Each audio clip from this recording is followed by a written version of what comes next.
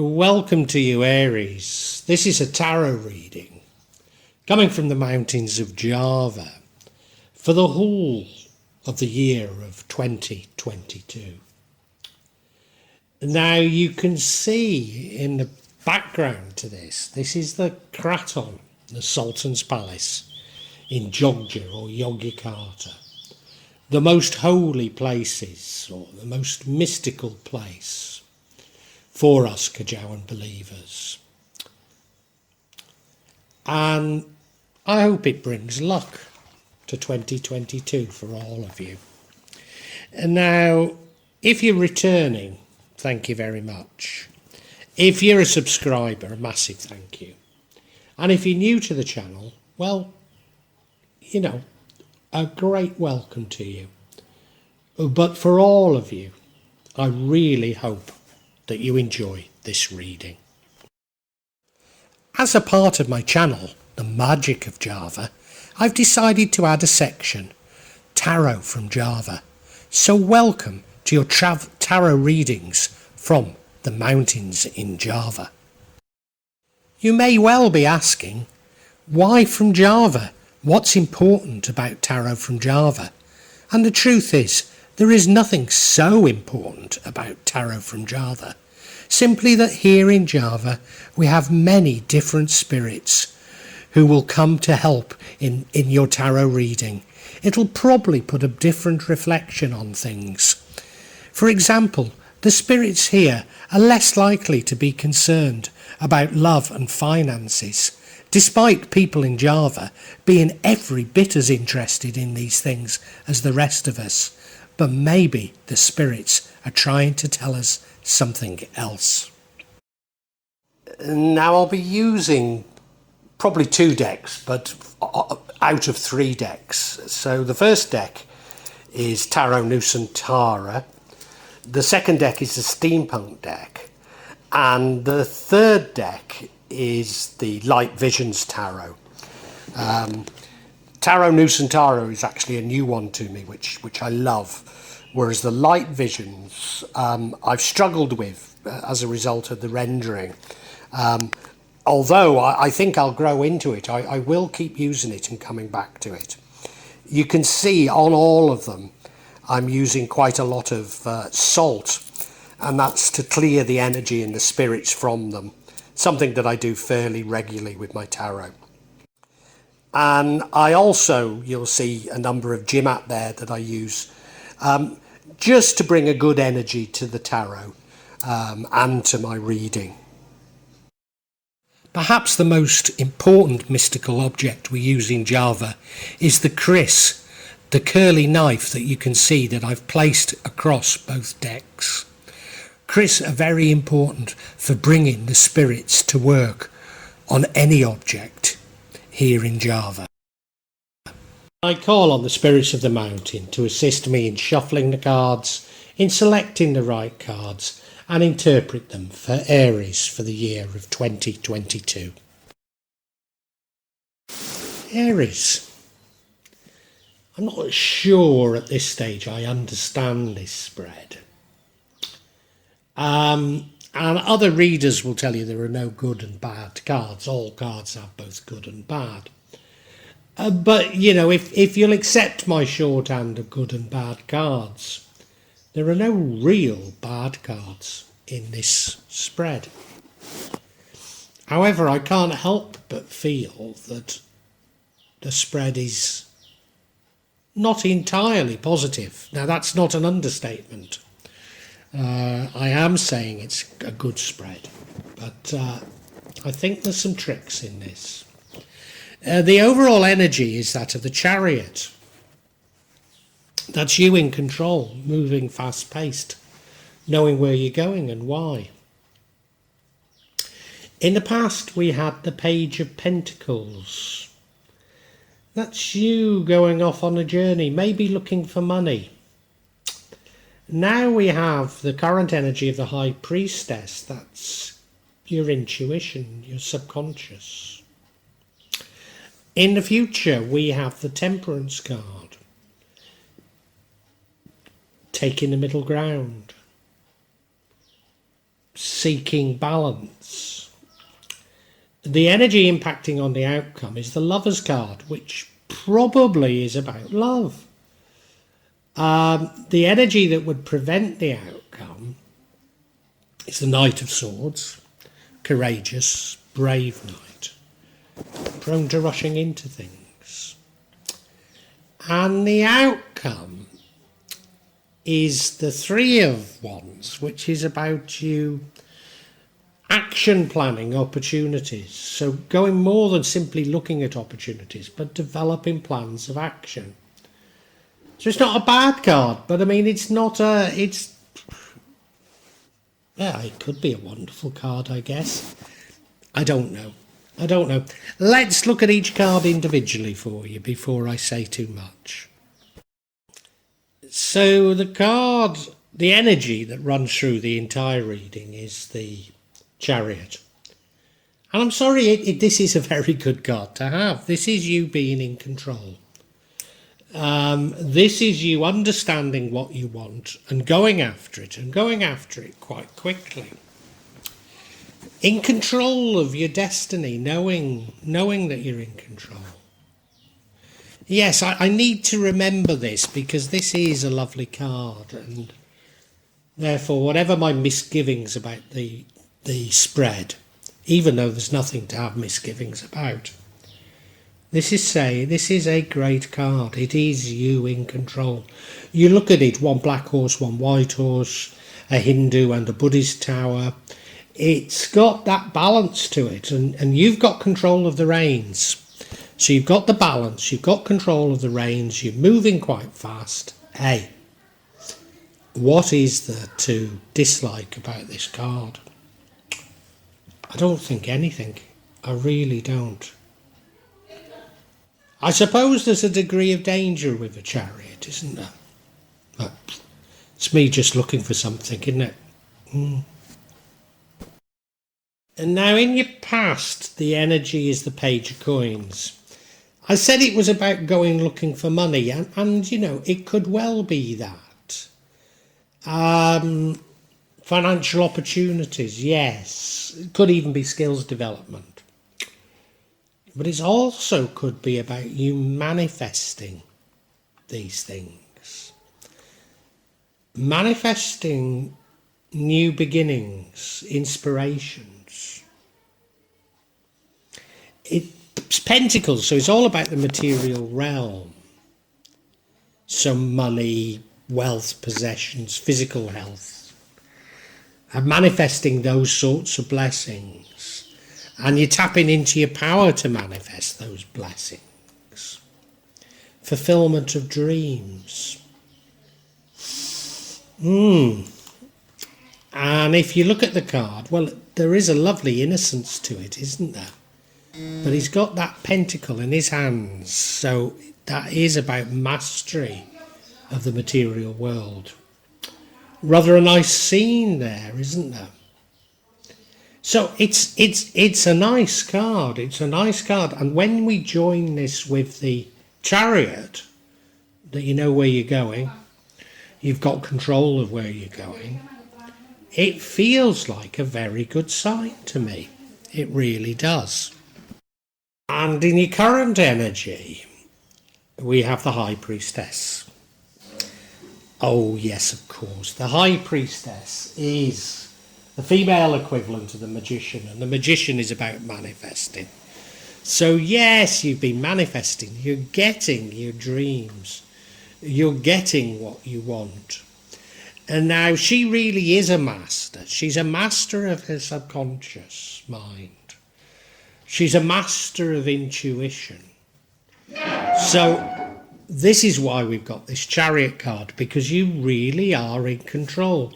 Remember I said about the balance of it, the balance of the Hindu and the Buddhist temples, the white and the black horse. You've mastered the balance. You've mastered manifestation, getting what you want. But knowing that the universe is all about balance and knowing how to steer the right path through this myriad that is manifestation. And if you look at her, well, she's got the scepter and the book, so she's got the brain and the subconscious. She's sitting above a moon, so the unknown. A white and a black column there. You see the similarities with the Chariot. Yeah. So the page is almost an innocence of manifestation. The High Priestess is you really, really understanding manifestation. And the Chariot is saying, yeah, you know what you're doing now. Aries, this is shaping up quite nicely.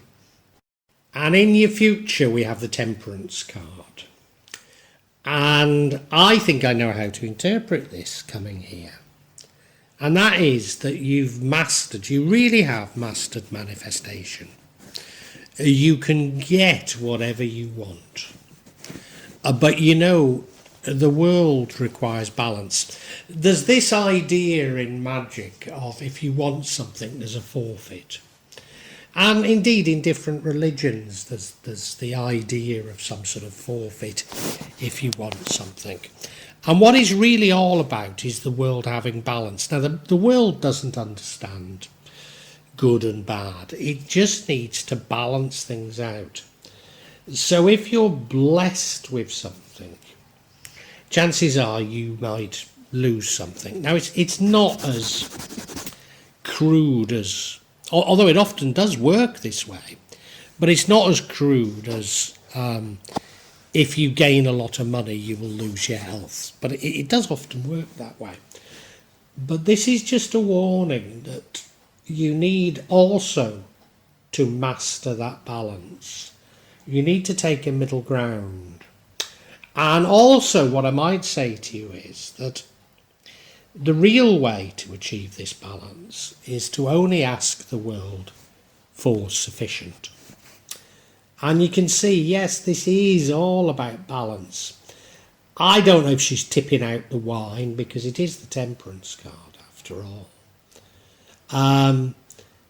Taking a middle ground. What is that on the top of the mountain there? Is that the prize? That actually, you know, yeah, you can manifest wealth and health and what have you. But maybe you're missing out on the spiritual prize. And this is reminding us of it. Maybe. And the energy impacting on the outcome is the Lover's card. Is this about love? I think it might be. It might simply be about relationships, but it feels like a soulmate type of love. And what were you missing? You know, you were manifesting wealth, you were manifesting health, but were you all alone? Do you need somebody to share your life with? And I think that might be what this card is all about.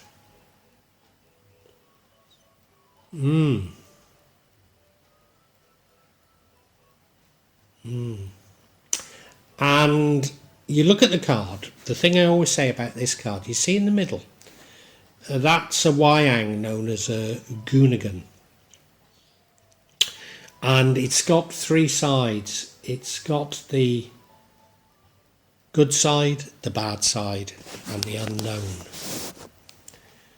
And so with all new relationships, there's a good side to it, there's a bad side, and there's an unknown side. I don't know how much of a warning that is, but it's interesting, isn't it? Yeah. Now, I don't know about you, Aries, but this explanation I'm giving, there's something feels a little bit wrong with it.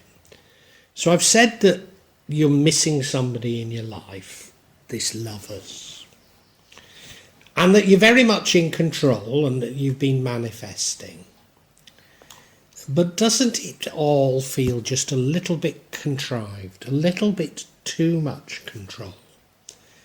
In fact, is that what the Temperance card is telling us? That actually, sometimes we need to let go of control just a little.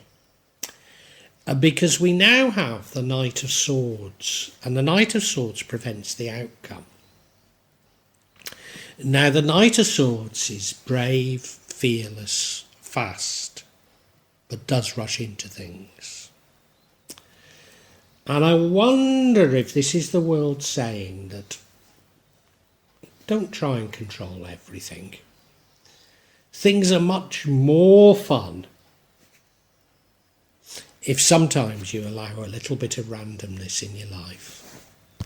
Is that what it's saying? Do you know, I think it is. I think it is. You look at the card, well, yes, it's about fast-paced change, and he's definitely brave.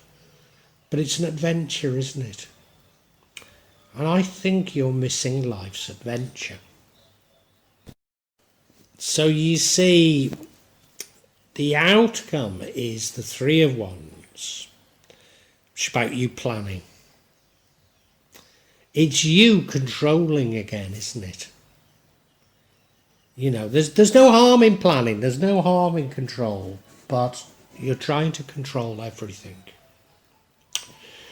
You know, you may have heard me being critical of, I call them messianics, it's not the right word. I mean evangelists, but I'm trying to say of all religions. And it is because they believe they know God and can control God. They're not open to the mysteries of the world, of God, of spirituality. And I think that's what you're missing. What you're missing in life is this spontaneity. What you're missing in life is a degree of fate. Now life isn't about fate. But it's not all about control. And I think, you know, this outcome, yeah, it's fine. You can plan this, you can plan that. But there feels to me to be something missing in this life. And that is giving up to the universe just a little. Let's get some clarity, though, before I go too far. Now, the clarity that I seek is on this Temperance card.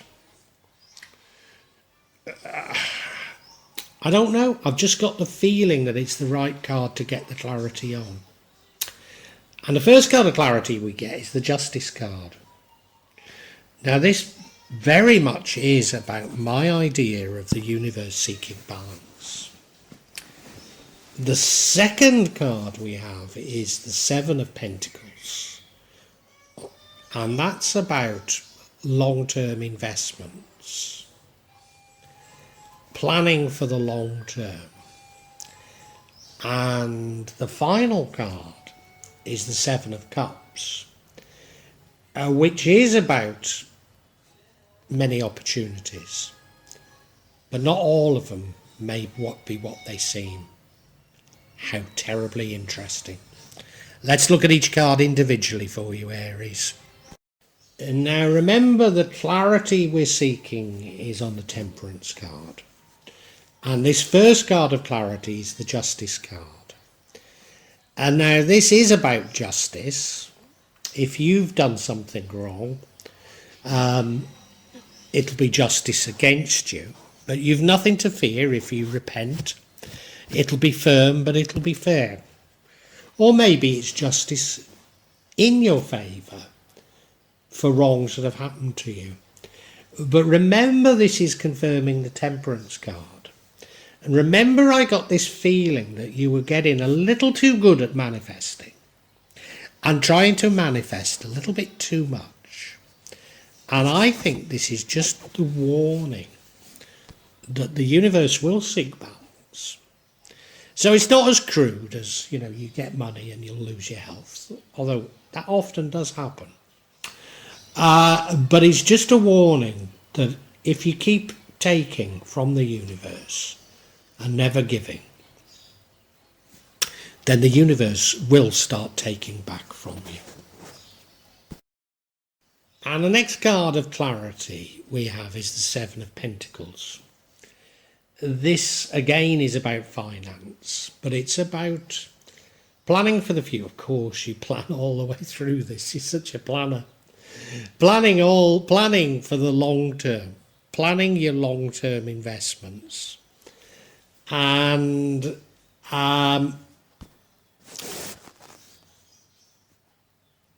yeah, you look at him. He's planting those pentacles, so he's planting money so that it will grow. And I think I've got this absolutely right, and it's just a warning from the universe that you can't control things that tightly. You can't control it that tightly. You have to sometimes give in to fate. Now, I'm not saying you shouldn't plan and invest for the future. You should.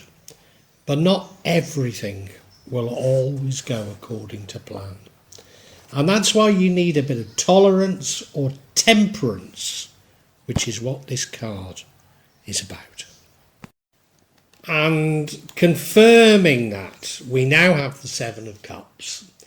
The Seven of Cups is about opportunities, many opportunities. And of course, if you've been investing for the future, then there will be opportunities. But this is saying that not all of the opportunities are what they seem.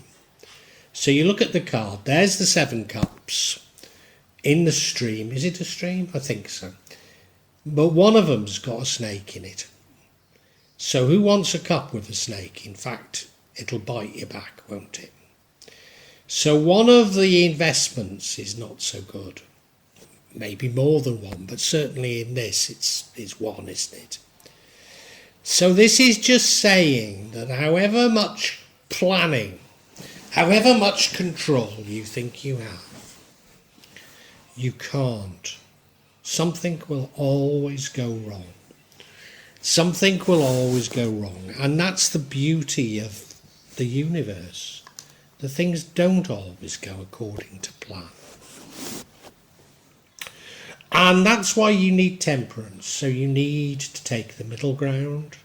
You need to be charitable to others.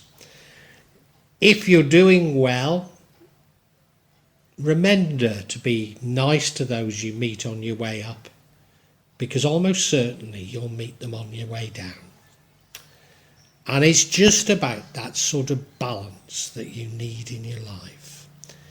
And I think it is a spiritual balance.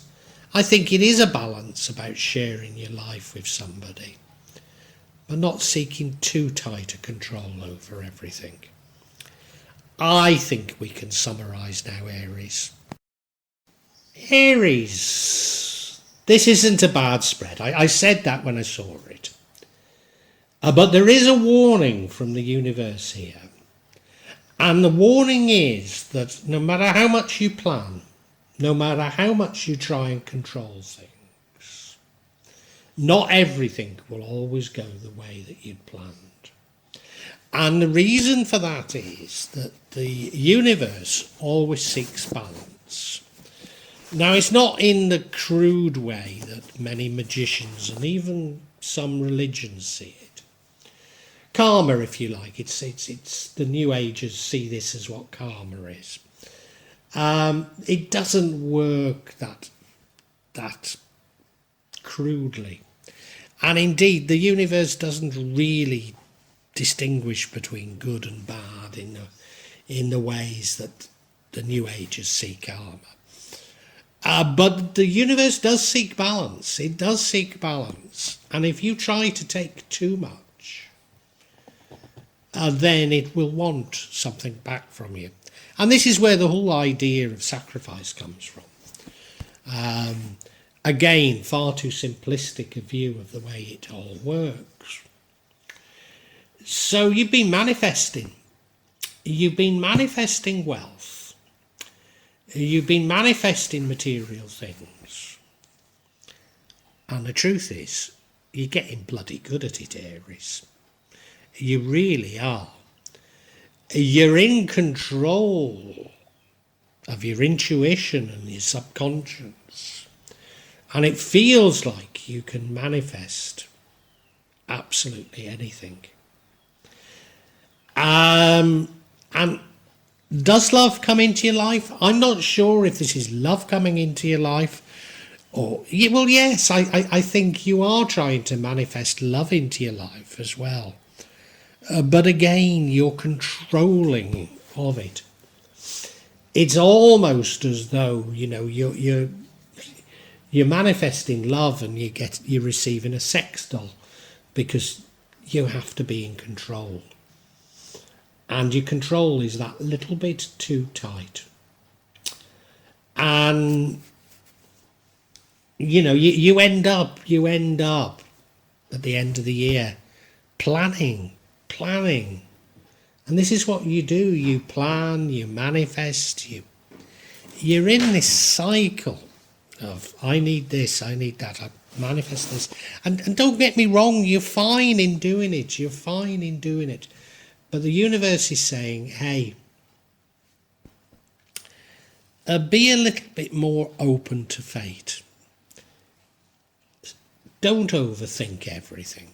Don't overthink everything. Don't over-control everything. Be a little bit more charitable. Take the middle ground. Understand other people's points of view a little bit more. Be a little bit more moderate in your life. Do you really need everything that you're manifesting?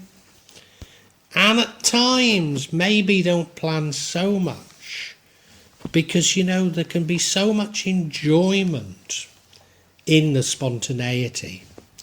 And it feels like that you've lost all of that because you've become so proficient in manifesting. Now, the universe is not saying don't manifest. The universe is not saying don't plan. The universe is not saying don't control. But recognise you're not God. You don't control everything. You can't manifest everything. And no matter how well you plan, some things will happen that you haven't planned for. Well, I do hope you've enjoyed Tarot from Java as an addition to my channel, The Magic of Java. Please take a look at the other videos that I have on this channel about magic from Java, and I hope that you will become a subscriber. Now, if you want to hear your next tarot reading, hit the button, and that will inform you of when I publish new readings. I'm certainly going to do a reading for every month, but maybe I will try them a bit more frequently, say a mid-month reading, and maybe also some special readings. But above all, thank you so much for listening to me. Thank you, and enjoy Java.